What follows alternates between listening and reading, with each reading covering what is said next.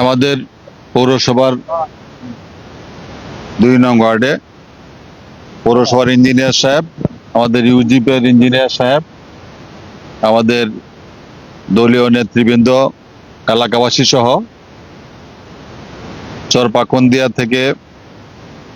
চরপাকুন্দিয়ার উত্তর পাশে গামলা মুন্সির বাড়ির সামনে থেকে চরপাকুন্দিয়া সামাদ মেম্বারের বাড়ি পর্যন্ত ৩৯১ মিটার ইউনি ব্লক রাস্তা আমি সবাই নিয়ে উদ্বোধন করেছি। ইউনিব্লক রাস্তাটি খুব সুন্দর একটা রাস্তা, দৃষ্টিনন্দন একটি রাস্তা এবং স্থায়িত্ব অনেক বেশি। এইভাবে পাকুন্দিয়া পৌরসভার অনেক রাস্তার কাজ চলছে, চলমান।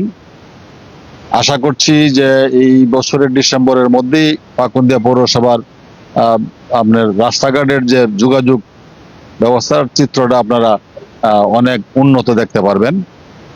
সবগুলি রাস্তার মধ্যে কাজ শেষ হয়ে যাবে। আমরা আশা করতেছি সামনে আরো বেশি বরাদ্দ এনে পৌরসভার যত সমস্যা আছে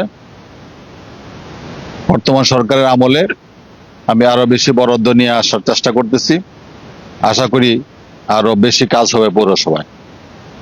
এবং কটিয়াদি পাকুন্দিয়াতে সমস্ত রাস্তাগুলির ইতিমধ্যেই একটা আমরা যেগুলি গুরুত্বপূর্ণ এগুলির আমরা অগ্রাধিকার ভিত্তিতে কাজ শুরু হয়ে যাচ্ছে। আর আপনারা অনেকে জানেন যে মাননীয় প্রধানমন্ত্রী জনাব তারেক রহমান সাহেব আগামী 16ই আগস্ট কটিয়াদির জাতীয় মৎস্য পক্ষ দিবস উদযাপন উপলক্ষে উনি কটিয়াদিতে আসছেন এবং আমরা ইতিমধ্যেই ওনার আগমন নিশ্চিত করেছি যে উনি গাজীপুর দিয়া কাপাসের ভিতর দিয়ে আমাদের টুক ব্রিজ পার হয়ে আমাদের পাকুন্দিয়া ঢুকবেন এবং সেই টুক ব্রিজের পাশেই ওনার যে খোলা পানিতে মৎস্য পোনা অবমুক্তকরণ এইটার আমরা ব্রহ্মপুত্র নদীর মধ্যে আমরা সেটা ইতিমধ্যে আমরা কনফার্ম করতে পেরেছি এবং সেখান থেকে তিনি সড়ক পথে যাবেন কটিয়াদি থেকে মৎস্য দিবসের অনুষ্ঠান উদ্বোধন করে এবং মৎস্য চাষী যারা শ্রেষ্ঠ মৎস্য চাষীদের মধ্যে পদক বিতরণ করবেন,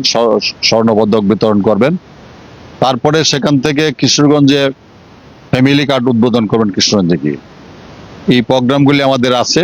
আমি আমার নেতৃবৃন্দ যারা আছেন, আমি জনগণ, এলাকার জনগণ, এটা আমাদের জন্য সুখের বিষয় যে সরকার গঠন করার পরে এই মাননীয় প্রধানমন্ত্রী এইভাবে কোনো একটা উপজেলার সদরে আসে নাই, এটাই প্রথম হচ্ছে।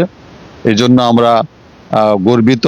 আমরা চাই সকলের সহযোগিতা, সুশৃঙ্খলভাবে সবার উপস্থিতিও চাই, সুশৃঙ্খলভাবে আপনার রাস্তার পাশে থেকে ওনাকে বিয়ে করবেন।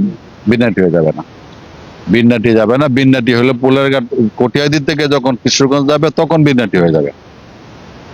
আমরা সুশৃঙ্খলভাবে অবস্থান করব এবং ওনাকে সাদর সম্ভাষণ জানাবো। এই জন্য আপনাদের সহযোগিতা চাই। ধন্যবাদ সবাইকে।